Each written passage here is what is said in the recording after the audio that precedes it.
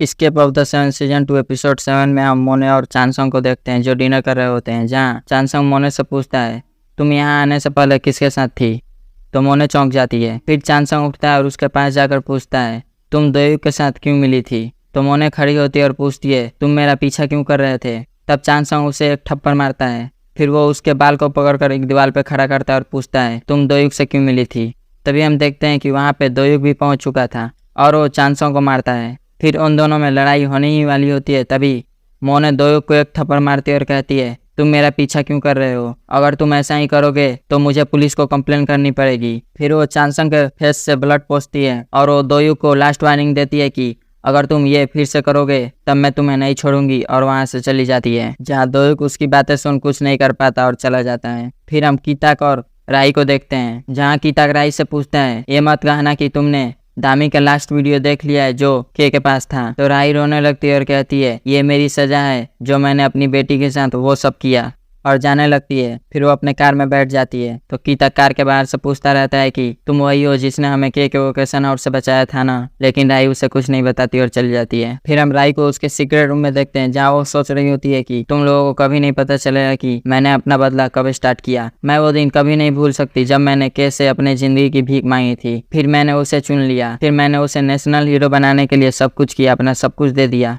लेकिन उस रात मुझे के का हार्ड ड्राइव मिल गया, जहाँ उसने ली हुई के बारे में सारा इन्फॉर्मेशन स्टोर करके रखा था, जिसके हिसाब से उसे अपने पापा सिमयंग से बदला लेना था, क्योंकि उन्होंने उसे छोड़ दिया था, जिसके लिए उसने ली हुई का सब कुछ ले लिया और असली ली हुई को क्रिमिनल बना दिया। फिर उसने अपने फायदे के लिए दामी को भी मार दिया। फिर मैंने खुद को मारने की कोशिश की, लेकिन मैंने सोचा कि मेरे मरने से पहले के को मरना होगा। फिर मैं जब उसे मारने गई तब मैंने तुम दोनों को देखा, जहाँ तुम दामी का लास्ट वीडियो देख कर रो रहे थे, जहाँ तुम्हें पता भी नहीं था कि वो तुम्हारी बेटी है। तभी मैंने के की आवाज़ सुनी। तब मैंने सोचा मुझे तुम लोगों को बचाना होगा। फिर मैंने वो सब कुछ किया जिससे तुम सब बच जाओ। उसके बाद जब मैं मरने लगी तब मैंने भगवान से बस यही मांगा कि मुझे एक मौका दे दिया जाए जिससे मैं के से अपना बदला ले सकूं।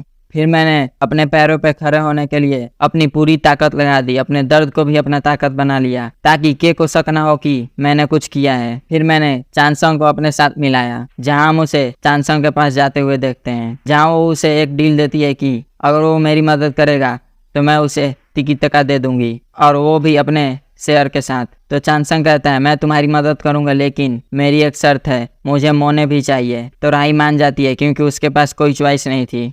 फिर मैं मेडुसा बन गई। फिर मैंने नानियंग बनकर दोयुक को कांटेक्ट किया ताकि उसे मुझे मारने में कोई तकलीफ ना हो, लास्ट में वो मुझे भी मार दे। फिर हम के को देखते हैं जो राई को कॉल कर रहा होता है और बोलता है क्या तुमने न्यूज़ देखा, पूरे टीवी में आ रहा है कि नामचुल को ड्रग केस में पकड़ा गया है, और सेव ने ये आर्टिकल रिलीज किया है कि जिन्मो और टिकिटका के बीच कोई रिलेशन है। तो राई कहती है यही नहीं, जुरान ने गाको डिस्ट्रिक्ट इन्वेस्टमेंट फ्रॉड किया है, और अगर ये सब बाहर आ गया तो हमें कभी भी उस एरिया का परमिट नहीं मिलेगा कुछ भी करने के लिए, और लोगों को तुम्हारे बारे में भी पता चल जाएगा। तो के कहता है ये सब कुछ मेडुसा का किया धरा है, उसी ने दोयुक और कीताक के साथ मिलकर ये सब किया है। तो राई कहती है अभी के लिए तुम उन सब से दूर रहो और कुछ भी मत करना, जो भी है वो सब कुछ मैं संभाल लूंगी। फिर हम जुरान को देखते हैं जो राई के घर के बाहर होती है और चिल्ला रही होती है इस औरत ने मेरा सारा पैसा चोरी कर लिया, और वो राई को बाहर बुलाती है। तो राई बाहर आ जाती है। तो जुरान कहती है ये सब कुछ तुम ही ने किया है ना, तुम ही हो जिसने मेरे एक्स हस्बैंड को यहाँ लाई और उसके साथ मिलकर मेरा सब कुछ ले लिया। तो राई उसे पीछे ढकेल देती है और कहती है तुम्हारे पास ये सब करने के लिए टाइम है, जिनसे तुमने लोन लिया है वो सब तुम्हारा पीछा नहीं करेंगे। तो जुरान कहती है मैंने तुम्हारा क्या बिगाड़ा है, हम लोग तो एक परिवार थे। फिर वो कहती है ये सब कुछ तुमने इसलिए किया ताकि तुम मैथ्यू के साथ अपनी जिंदगी आराम से बिता सको। तभी वहाँ राई के लोग आ जाते हैं, जिनमें नकली जनरल मैनेजर भी होता है, जहां वो सब उसे लेकर चले जाते हैं। फिर हम कीताक और दोयुक को देखते हैं, जहां कीताक दोयुक को बता देता है कि राही ही मेडुसा है और उसी ने हमें के वोकेशन हाउस पर बचाया था। तो दोयुक कहता है उसने हमारी मदद क्यों की, उसके पीछे भी उसका कोई चाल होगा। तो कीताक कहता है ये भी हो सकता है कि वो पछता रही हो। तो दोयुक कहता है मैं उसे नहीं छोड़ सकता क्योंकि उसने अब तक बहुत बुरे काम किए हैं। फिर हम देखते हैं कि लोगों को भी पता चल गया होता है कि जिन्मो और टिकिटका के बीच कुछ चल रहा है, और जिन्मो पहले बार में काम किया करता था। फिर हम कुछ रिपोर्टर्स को देखते हैं जो चानसंग से पूछ रहे होते हैं कि जो भी आपने आर्टिकल रिलीज किया है क्या वो सब सच है। तो चांसंग कहता है वो सब कुछ सच है, वो सब फैक्ट है, मेरे पास उसके लिए सबूत भी है। तभी एक रिपोर्टर पूछती है क्या ये भी सच है कि चेयरमैन ली जिन्मो के पीछे हैं जो अपने फायदे के लिए उसे मेयर बना रहे हैं।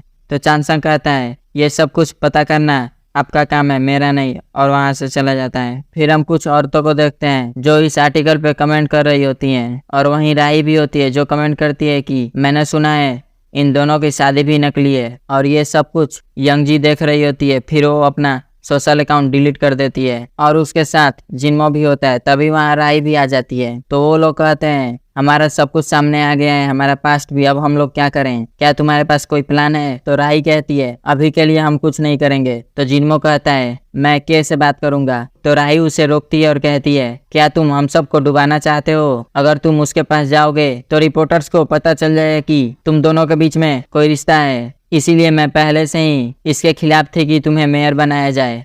फिर जिन्मो कहता है ये सब कुछ मेडुसा का किया हुआ है, उसे हमारे बारे में सब कुछ पता है।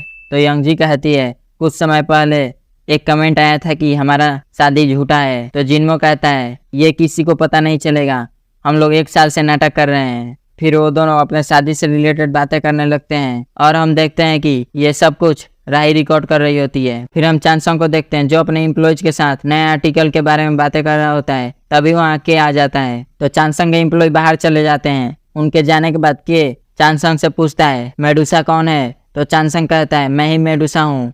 मैं ये देखता नहीं रहता कि सिमजुन अब एक नेशनल हीरो बन चुका है, वो भी लीवी के नाम से। जहाँ अपना असली नाम सुन के चौंक जाता है और कहता है अगर तुम्हें ये पता है कि मैं सिमजुन हूँ तो तुम मेडुसा नहीं हो सकते, क्योंकि अब तक तुमने कुछ नहीं किया है। तो चांसंग कहता है हाँ मैं मेडुसा नहीं हूँ। तो के कहता है बताओ तुम्हें कितना पैसा चाहिए, मैं तुम्हें मेडुसा से भी ज्यादा पैसे दूंगा। लेकिन चांसंग उसे मना कर देता है और उसे बाहर निकलवा देता है। फिर हम मोने और हना को देखते हैं जो अपने ड्रामा की शूटिंग कर रहे होते हैं, जहाँ यंगजी एक शूटिंग का फुटेज अपने कैमरे में ले लेती है और वो एक रिपोर्टर को कॉल करके एक आर्टिकल लिखने को कहती है जिसमें वो लिखवाती है कि सिमजुन की विक्टिम हाना को जिन्मो ने अडॉप्ट कर लिया है जो मेयर बनने वाले हैं। फिर हम मोने को देखते हैं जो अपने शूटिंग खत्म कर बाहर आती है। तभी वहाँ दोयुक आता है और वो उसे एक डिवाइस देता है जिससे वो उसका लोकेशन पता कर पाए जब वो खतरे में हो, जहाँ ये सब चांसंग देख रहा होता है। फिर हम यंगजी को देखते हैं जो आर्टिकल रिलीज होने के बाद कमेंट पढ़ रही होती है जिसमें अच्छे अच्छे कमेंट्स होते हैं। फिर वो किसी को कॉल करती है और कहती है हमारा नेक्स्ट स्टेप ये होगा कि हम लोग एक प्रेस कॉन्फ्रेंस रखेंगे। फिर हम नामचुन को देखते हैं जिसे पुलिस ऑफिसर रिलीज कर देते हैं क्योंकि वो उसका पहला गुनाह था। जहां वो पुलिस स्टेशन से बाहर आकर सोचता है ये सब कुछ हमारे साथ क्यों हुआ, ऐसा लग रहा है कि हम लोग किसी के इशारे पे चल रहे हैं। जुरान ने मुझे छोड़ दिया और मैं इस केस में फंस गया। फिर हम उसे टिकिता ऑफिस में देखते हैं जहाँ वो एक फाइल लेकर आया होता है, जहाँ उसे के गार्ड अंदर नहीं जाने देते हैं। तो नामचुल कहता है ये फाइल बस के पास पहुंचा दो, इसमें मेडुसा का इन्फॉर्मेशन है। लेकिन वो सब उसे बाहर निकाल देते हैं, जहाँ राई और उसके लोग उसका फाइल ले लेते हैं और उसे उठा लेते हैं। फिर हम उन्हें किसी और जगह पे देखते हैं जहाँ नामचुल कहता है तुम ही मेडुसा हो ना, और वो जुरान के बारे में पूछता है। तो राई कहती है उसने किसी और के लिए तुम्हें छोड़ दिया और अगर तुम्हें उसके बारे में जानना है तो अपना सब कुछ मुझे दे दो, तब मैं तुम्हें जुरान से मिलने दूंगी, नहीं तो मैं उसे मार दूंगी। तो नामचुल कहता है मैं खुद उसे मारूंगा।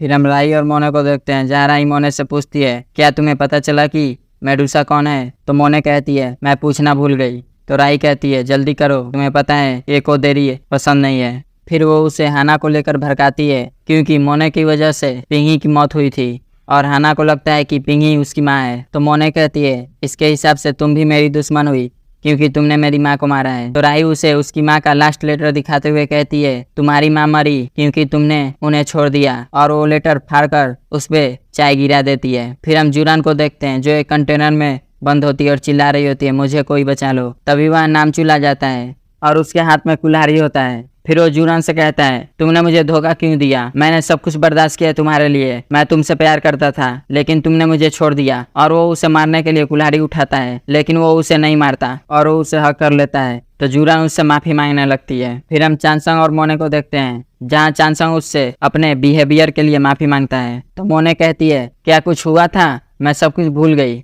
तो चांसंग कहता है तुम मुझसे एक विश मांगो, मैं उसे पूरा करूंगा, कुछ भी मांगो। तो मोने उसे दोयुक का दिया हुआ अलार्म मशीन दे देती है और उससे राई को मारने में मदद मांगती है। फिर हम एक प्रेस कॉन्फ्रेंस का सीन देखते हैं जहाँ यंग जी हाना को लाई होती है ताकि वो उसे यूज कर सके। तो जिनमो उसे मना कर देता है और कहता है ये सब कुछ मेरी वजह से हुआ है, मैं इसे अकेले ही संभाल लूंगा। और वो अकेले प्रेस कॉन्फ्रेंस में चला जाता है जहाँ वो कहता है जो भी न्यूज में है वो सब कुछ सच है। मैं पहले बार में काम किया करता था, मैं एक अनाथ था, मुझे अपने लिए जो भी काम करना पड़ता था मैं वो करता था। और दूसरी बात ये कि मैंने डियर डी फिल्म में टिकी टक्का के साथ काम किया है, लेकिन इसका मतलब ये नहीं हुआ कि मेरा उनके चेयरमैन के साथ कोई भी रिश्ता है। फिर हम चांसंग को देखते हैं जो ये न्यूज देख रहा होता है और अपने सेक्रेटरी से उस आर्टिकल को रिलीज करने को कहता है जहाँ जिनमो बोल रहा होता है कि ये न्यूज भी गलत है कि हमारी शादी झूठी है, अगर झूठी होती तो हमने हाना को अडॉप्ट नहीं किया होता।